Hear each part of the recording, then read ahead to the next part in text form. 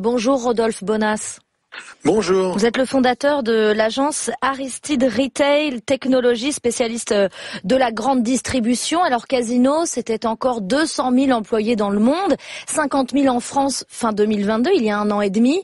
On peut parler de la chute d'un géant français?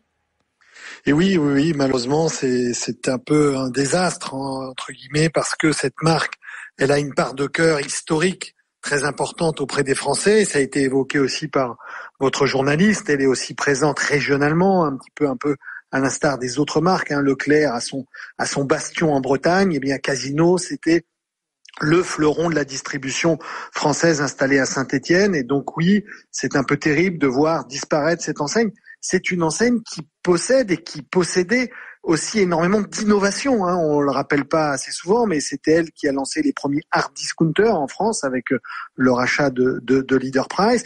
C'est une enseigne très présente dans l'ultra proximité, Franprix, Monoprix.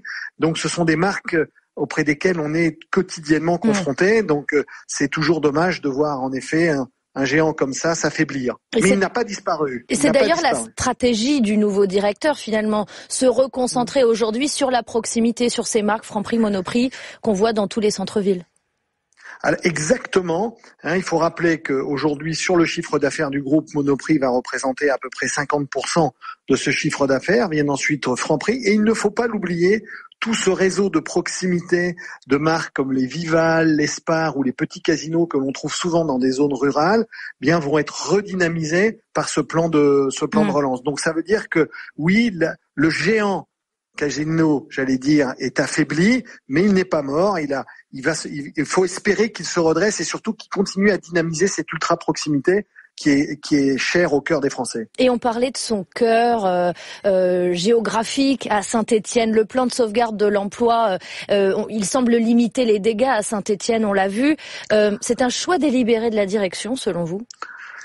Alors, j'aurais tendance à évoquer que c'est vraiment un choix à la fois délibéré de la direction, mais aussi fortement poussé par le pouvoir public en place et plus particulièrement par le ministre de l'économie pour une raison très très simple, c'est que la zone stéphanoise est un bassin d'emploi en grande difficulté et donc de voir le siège Casino démantelé aurait été une double catastrophe. Donc et je pense que le choix aussi de la direction, parce que vous savez que Casino avait des équipes sièges qui gèrent le siège à la fois à Saint-Étienne et aussi sur Paris. Il y a sans doute plus de facilité à recadrer si vous voulez, et recaser le bassin d'emploi sur la région parisienne que sur Saint-Étienne. Donc je pense que c'est un bon choix, mais qui a été une volonté de la direction et aussi en même temps poussé par les pouvoirs publics. Vous pensez que les pouvoirs publics ont eu beaucoup de poids dans toute cette affaire Casino ? Même si on les a moins entendus que pour d'autres suppressions de postes majeures en France, par exemple. Oui, je pense qu'ils ont eu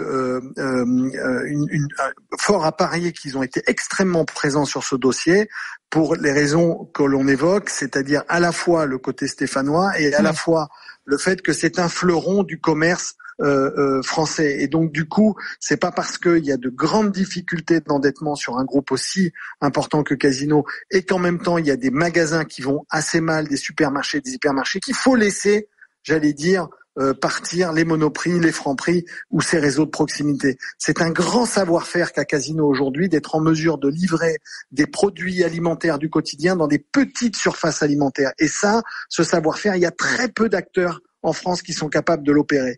Et donc c'est pour ça que je pense que Bercy s'en est occupé pour faire en sorte que cette continuité, c'est quasiment une continuité sociale et sociétale dans certaines régions et dans certains petits villages de montagne ou en pleine campagne. Et pour conclure, Rodolphe Bonas, est-ce que cette chute de Casino, elle a rebattu les cartes de la grande distribution en France, puisque finalement Auchan, Intermarché, ils ont des parts de marché supplémentaires? Alors oui, vous avez raison, ça a permis à un certain nombre d'acteurs comme Auchan et Intermarché de se repositionner, d'acquérir des parts de marché, parce que vous savez qu'aujourd'hui en France, le contexte légal ne vous permet quasiment plus d'ouvrir de nouvelles surfaces de vente.